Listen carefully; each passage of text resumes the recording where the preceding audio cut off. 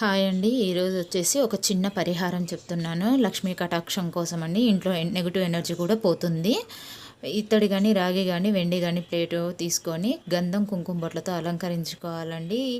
ఇత్తడి, రాగి, వెండి ఈ మూడిట్లో ఏదైనా పర్లేదండి. చెంబు స్టీల్ మాత్రం యూజ్ చేయకూడదండి. తీసుకొని పసుపు, కుంకుమలతో ఇలా అలంకరించుకొని శుద్ధ జలం అయితే పోసుకోవాలండి. పోసుకొని చిటికెడు పసుపు, కుంకుమ, జవ్వాది, పచ్చకర్పూరం, గంధం వేసి ఈశాన్యం మూలలో పెట్టుకోవాలండి. ఇందులో ఫ్లవర్ కూడా వేసుకోవాలి. వేసేసి ఈశాన్యం ప్లేస్లో పెట్టుకొని చూడండి, ఖచ్చితంగా లక్ష్మీ కటాక్షం ఖచ్చితంగా కలుగుతుందండి. ఇంట్లో నెగిటివ్ ఎనర్జీ పోతుంది. రిజల్ట్ మీకు ఖచ్చితంగా వస్తుంది.